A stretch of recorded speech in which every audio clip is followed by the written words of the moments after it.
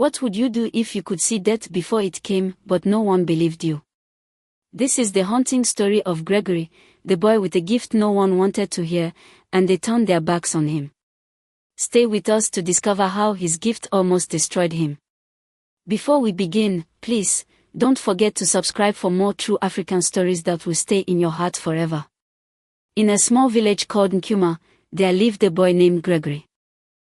He was only 13, but people said he had the eyes of an old man. He did not talk much. He sat near the old well every evening, drawing lines in the sand with a small stick. Gregory's eyes were quiet but deep, they could see tomorrow before it came. If a roof would fall, he saw it. If a goat would run into the main road, he knew. But what made people fear him was that he could see when someone's last day would come. He did not choose to see it. It just came, like a shadow in his sleep. When Gregory was 7, he saw a woman crying under a tree in his dream.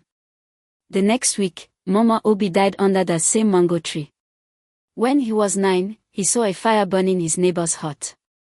He told them to move the firewood outside, but they laughed at him. The hut burned down 2 days later. At first, people brought him gifts, fresh mangoes, boiled corn, roasted fish. Gregory sees tomorrow, they said. They believed he was special, a gift from the spirits. But good things don't stay good forever.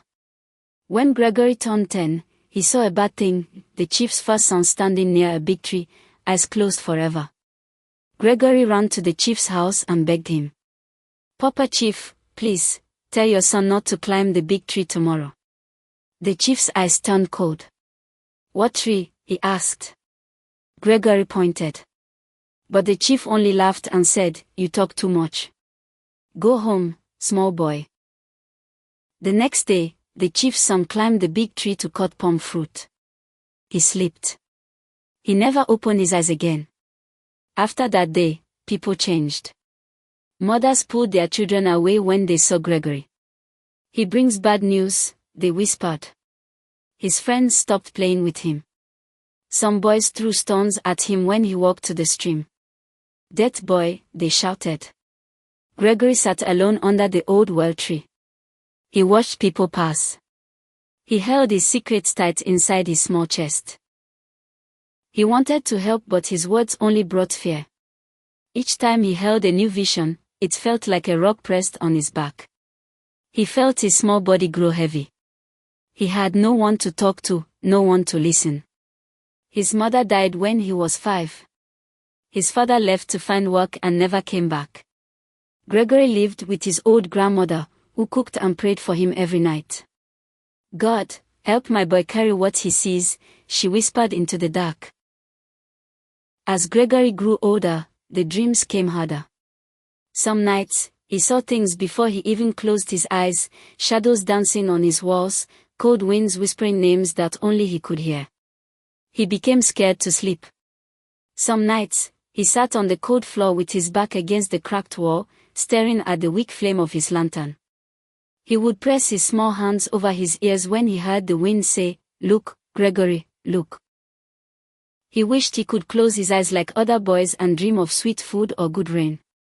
But each time he blinked, he saw something dying, a crying child lost by the riverside, an old man dropping his hoe in the farm, a mother not waking up beside her baby. When he told them, they slammed their doors. "Leave us, death boy," they shouted through cracks in the wood. He wished they listened to him and avoided those areas or things that caused those things. He began to hide his dreams. He tore dry leaves from old trees and scratched his dreams onto them with charcoal. He dug small holes under the big mango tree near his grandmother's hut. He buried the leaves there, hoping the earth would eat the visions. But the earth did not eat his pain. It stayed in his small chest like a big stone. His eyes were always heavy. His shoulders felt too small for the load he carried. He coughed at night, cold sweat soaking his thin blanket. He jumped at any sudden sound. The crow of a cock, the bang of a door. He felt people's eyes on his back when he passed by the well. They did not speak his name anymore, they called him Nonta Onwu, the child of death. Sometimes, when his stomach growled for food, he could not eat because the weight inside him pushed the hunger away. One night, his grandmother saw him shivering on the cold mud floor, eyes wide open, whispering, "I don't want to see. I don't want to see." She sat by him, her knees cracked from age, her eyes soft and tired. She held his small face in her two warm hands. "My son, why do you break yourself so?" she asked. Gregory's voice was small like a cracked pot. "Mama, I see too much. They hate me for it. I want to help them but they push me away. I am tired, Mama. My eyes are tired."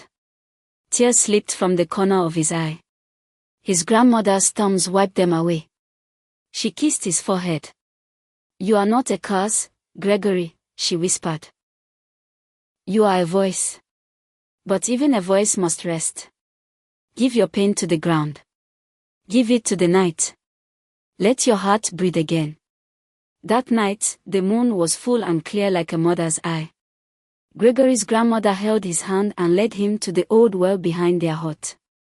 In her other hand, she carried a clay pot of fresh water and a small bundle of dry leaves tied with palm rope. The well was cold. It smelled of old rain and deep earth. She made Gregory kneel beside it. She untied the bundle and spread the dry leaves in front of him. "These are your secrets, your fears, your heavy dreams," she said softly. Gregory's hands trembled as he picked up one leaf at a time. He thought of the old woman who did not listen. The crying child by the river. The chief's son. His friends who called him names. He thought of his own face in the dark, small and scared. One by one, he dropped the leaves into the well. Plop. Plop. The sound was soft, but each drop made his chest feel lighter. His grandmother poured the water in slowly. Splash, splash. She hummed a song that her own mother had hummed when storms rumbled in the sky. Gregory closed his eyes tight, for once not afraid. In his mind, he forgave the mothers who shut their doors. The fathers who called him names. The boys who threw sand at him. He forgave himself too, for not being able to save everyone. When he opened his eyes, the tears were gone. His chest felt empty but free, like a room that had been swept clean after many seasons of dust. His grandmother placed her warm palm on his small head. "Gregory," she said, "from today, when you see tomorrow, you will not carry it alone. You will write it for the priest." And he did. That night, for the first time in many seasons, Gregory lay on his raffia mat and closed his eyes without fear. He saw no shadows, no cold winds. Only the soft face of his mother who had gone long ago. Smiling, blessing him. When the sun rose, Gregory woke up with a small smile. He was still the boy who saw tomorrow. But he was no longer broken by it. He wrote his dreams on paper and gave them to the village priest. The priest spoke to the people. Slowly, they began to listen again. Some still did not believe, but Gregory's chest stayed light. "You will tell the earth. And you will sleep deep, like every child should."